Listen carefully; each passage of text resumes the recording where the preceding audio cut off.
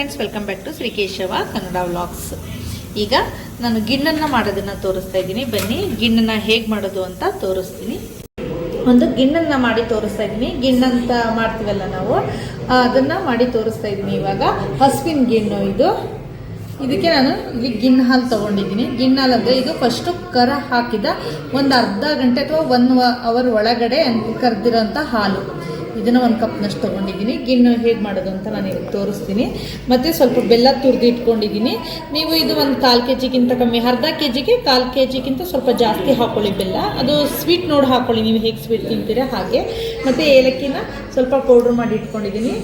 ಮತ್ತು ಹಾಲು ತೊಗೊಂಡಿದ್ದೀನಿ, ಅರ್ಧ ಲೀಟ್ರ್ ಹಾಲು ತೊಗೊಂಡಿದ್ದೀನಿ. ಗಟ್ಟಿ ಹಾಲು. ಇದಕ್ಕೆ ನಾನು ಯಾವುದೇ ತರಹ ನೀರನ್ನು ಹಾಕಿಲ್ಲ. ಇದಕ್ಕೆ ನೀರು ಹಾಕ್ತಾನೆ ಇದ್ರೇ ಚೆನ್ನಾಗಿ ಬರೋದು ಗಿಣ್ಣು.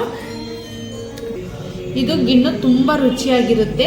ಮತ್ತು ಅದರಲ್ಲೂ ಇದು ನೋಡಿ ಸ್ವಲ್ಪ ಯೆಲ್ಲೋ ಕಲರ್ ಬರುತ್ತೆ ಹಾಲು. ನೀವು ಹಸುವಿನ ಹಾಲು ಆಗ್ಬೋದು ಅಥವಾ ಎಮ್ಮೆ ಹಾಲು ಬರುತ್ತಲ್ಲ ಗಿಣ್ಣು, ಅದನ್ನು ಆದರೂ ಆಗ್ಬೋದು.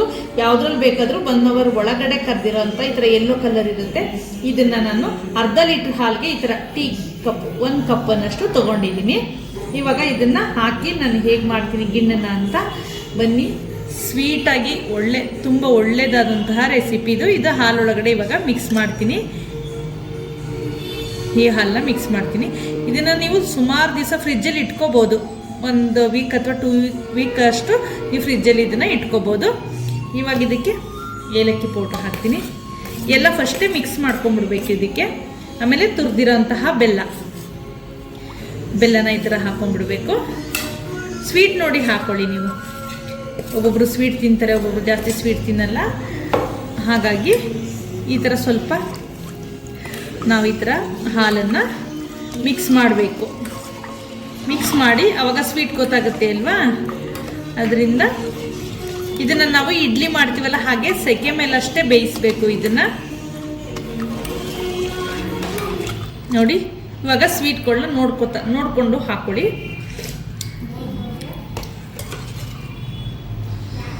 ಇವಾಗ ಸ್ವಲ್ಪ ಸ್ವೀಟ್ ಸಾಲ್ಟೇಜ್ ಆಗಿದೆ ನೋಡಿ, ಅದಕ್ಕೆ ಇನ್ನೊಂದು ಸ್ವಲ್ಪ ಬೆಲ್ಲ ಹಾಕ್ತೀನಿ. ಈ ಥರ ಬೆಲ್ಲನ ಕರಗಬೇಕು, ಈ ಥರ ಮಾಡ್ತಾ ಇರಬೇಕು. ಈ ಥರ ಹಾಲೊಳಗಡೆ ಮಿಕ್ಸ್ ಮಾಡ್ತಾ ಇರಬೇಕು. ಮಿಕ್ಸ್ ಮಾಡಿದಾಗ ನಾವು ಇದು ನೋಡಿ ಸ್ವೀಟ್ ನೋಡಿ ಹಾಕೋಬೇಕು. ನಿಮ್ಗೆ ಎಷ್ಟು ಸ್ವೀಟ್ ಬೇಕೋ ಅಷ್ಟು ಹಾಕೊಳ್ಳಿ. ತುಂಬ ಒಳ್ಳೆಯದು. ವರ್ಷಕ್ಕೊಂದ್ಸಲನಾದರೂ ತಿಂದರೆ ಒಳ್ಳೆಯದಿದು ತುಂಬ. ಹಾಗೆ ಒಳ್ಳೆ ಸ್ವೀಟ್ ರೆಸಿಪಿ ಕೂಡ ಹೌದು.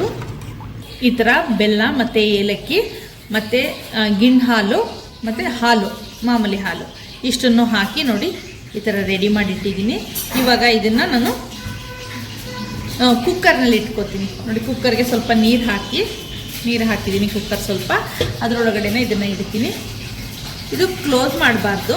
ಹಾಗೆ ಮೇಲ್ಗಡೆ 1 ಕಪ್ ಇಟ್ಟು, ಅಂದರೆ ನಾವು ಇದಕ್ಕೆ ಕುಕ್ಕರ್ ಮುಚ್ಚಳ ಹಾಕಿ 1 ಕಪ್ ಇಟ್ಟರೆ ಸಾಕು. ಒಂದು 5 ರಿಂದ 6 ನಿಮಿಷದಲ್ಲಿ ನಿಮಗೆ ಗಿಣ್ಣು ರೆಡಿ ಆಗುತ್ತೆ. ನೋಡಿ, ಗಿಣ್ಣು ರೆಡಿ ಆಗಿದೆ, ಬಿಸಿ ಇದೆ. ಇದು ಆರದ ಮೇಲೆ ಸ್ವಲ್ಪ ಗಟ್ಟಿಯಾಗುತ್ತೆ, ಇನ್ನೂ ಗಟ್ಟಿಯಾಗುತ್ತೆ. ಇವಾಗಲೇ ಗಟ್ಟಿಯಾಗಿದೆ, ಚೆನ್ನಾಗಾಗಿದೆ, ಇನ್ನೂ ಗಟ್ಟಿಯಾಗುತ್ತೆ. ಹಾಗೆ ಈ ವಿಡಿಯೋ ನಿಮಗೆ ಇಷ್ಟ ಆಗಿದೆ, ಈ ರೆಸಿಪಿ ಲೈಕ್ ಮಾಡಿ, ಶೇರ್ ಮಾಡಿ, ಕಮೆಂಟ್ ಮಾಡಿ. ಹಾಗೆ ಆದಷ್ಟು ನನ್ನ ಚಾನಲ್ನ ಸಬ್ಸ್ಕ್ರೈಬ್ ಮಾಡ್ಕೊಂಡು ನೋಡಿ. Thank you.